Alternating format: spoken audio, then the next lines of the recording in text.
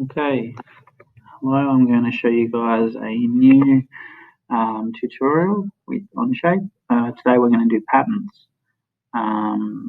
So we're going to learn how to do a circular and a linear pattern with 2D and 3D objects. So we're going to create a new document to start. I like to have you guys create a new document for every one of these tests just because then we start with a blank slate each time, essentially. Not that you can't do it in other times, but it's just easy to have a blank slate each time. So we call this one pattern test.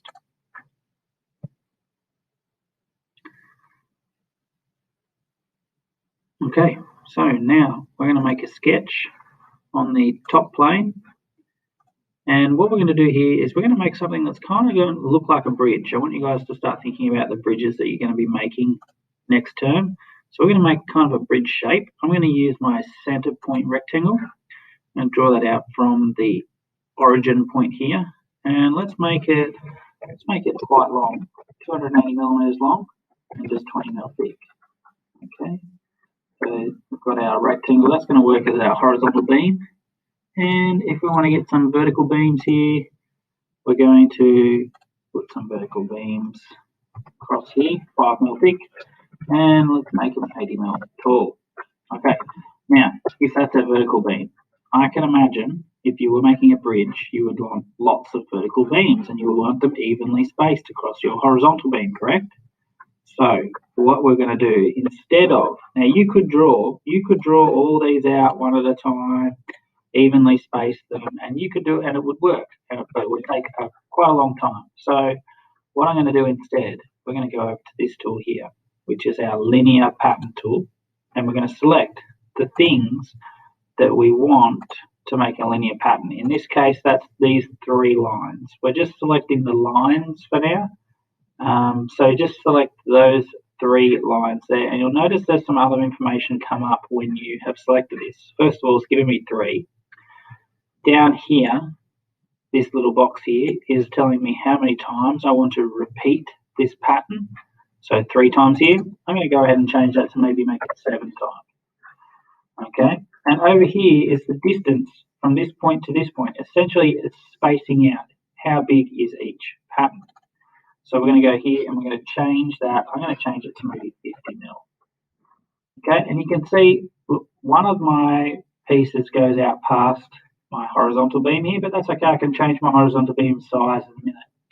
Now you'll notice there is one more measurement here where you can actually do a pattern in the horizontal direction and the vertical direction at the same time. So you can go ahead and change that if you wanted to, so that you have another row above the first row. So you can do a pattern horizontally and a pattern vertically, and this obviously is moving up too. But we're not going to need to do that for this one, so I'm going to change that back to a 1. Okay. And then once you're happy with it, just click off the screen like I just did then, and you'll notice it makes all those shapes appear nicely. Now, if you wanted to change them, say you wanted to go, actually, 7 is too many. Let's change this back to 6. And you can go ahead and change those sizes anytime you like with these measurements here, the distance between each one, and how many times you do the pattern. Okay. So obviously here, if I do it 6 times, it's going to be a bit too, my horizontal beam is a bit too long, so I can just go in and change my horizontal beam size. It's not quite long enough there. Let's do 255. There we go. And she's lined up right on the edge there. Okay. So now I'm happy with that. I can go tick, and I can extrude that into 3rd dimension, just like we have done many other times with other things. Okay, we have a 3D tool. We have a 3D shape. Okay, so let's say you wanted to do the same thing now with a linear pattern. We can actually do the same thing with a 3D object using this same tool. Linear pattern again, but notice we're in the 3D tools here. And we can click on the object that we want to make a 3D pattern. And again, over here in the pad, in the little window, when you see a red box, it's because it needs some more information. So we click on that red box and we tell it which direction we want to do. Now, I like to tell it which direction we want to do by just clicking one of the lines in which we want it to follow. So let's say we wanted to move up, then we click on a line that's going straight up, and you can see there it's added a second one in. It's sort of see-through at the moment, and it's kind of overlapping. That's because the distance is a bit different. We're going to change that distance to 100. Not quite big enough. I'm going to make it 120. There we go. So now you can make multiple of that same one. Okay. And as it is, I don't really want to make multiple of that one. I'm quite happy with just one, so I'm going to exit that one. Okay. So that's how to do a linear pattern. I'll show you now how we might do a circular pattern. Okay. So let's go back into a sketch. Let's do a new sketch now. I'm going to do it on the top plane, but let's do it next to this one here. Okay. So on a linear pattern, this one you might use for creating, say, gears. We're going to use a circle here. I'm going to draw out a circle. I'm going to make this circle 50 mil. Okay. And instead of making, let's say we wanted to draw a tooth on the top of this circle. I'm going to make sure it goes to the very top from the center there. I'm going to use the center point going out vertically. I'm going to draw one point there, 1 point there, and 1 point right on the edge like so. That's 1.8. I'm going to change that so it's exactly 1.8 millimeters diameter. Very radius. It's a radius we're looking at there for an arc.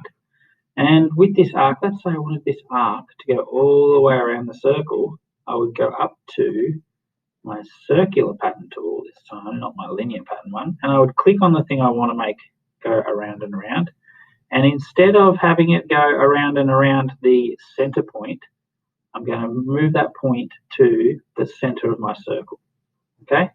And you'll notice that it is moving 3 times around the circle.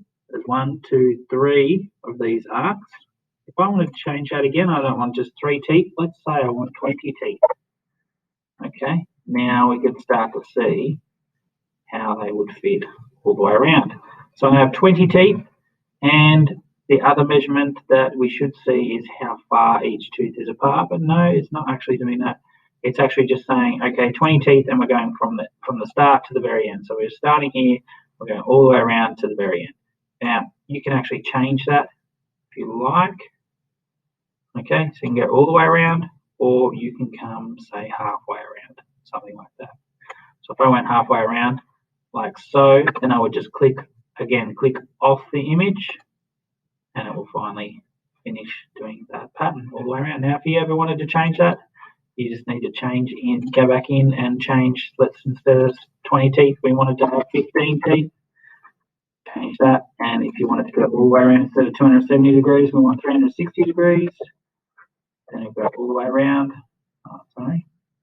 No, 360 degrees, not going to like. If we did something slightly different, like 340 degrees.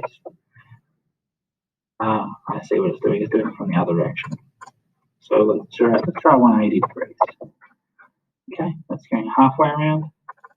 What if we did 0 degrees? No, it's not going to like that either. What if we did 10 degrees? Okay, so now we're starting to look at something that's a bit better.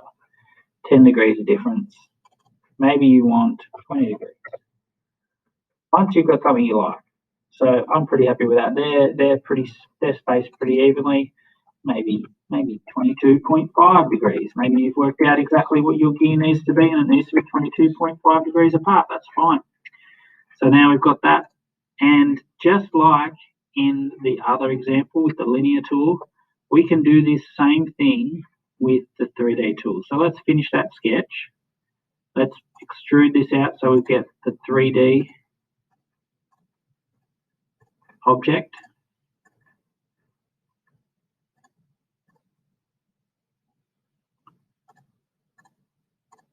Just selecting all of my parts here.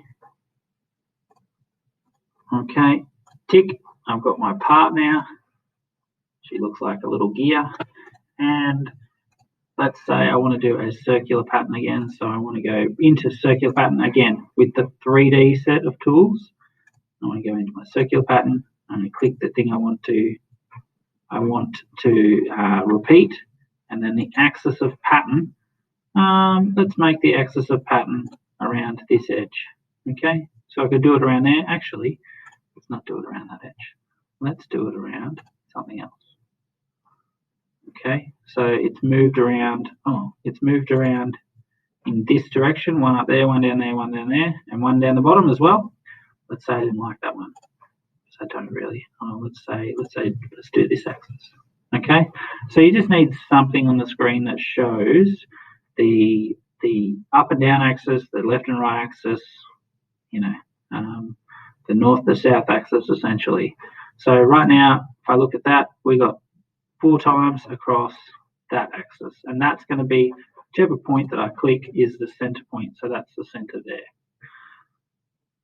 In order to do this, you might need to actually make an axis if you want it in a specific spot, but doing it across this axis as well is quite useful sometimes.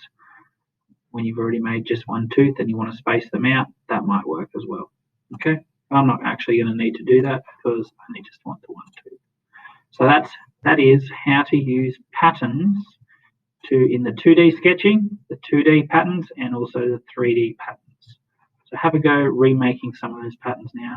Even have a go making one side of your bridge. You can see this might be the side of my bridge, and I might need to go back into the sketch now, and I might need to actually add some triangle shaped beams.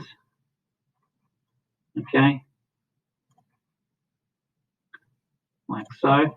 I wanted some triangle shaped beams, and then I wanted to have a linear pattern on those moving the same direction. Okay, you can actually drag these out as well, and I want to do it 6 times. Okay.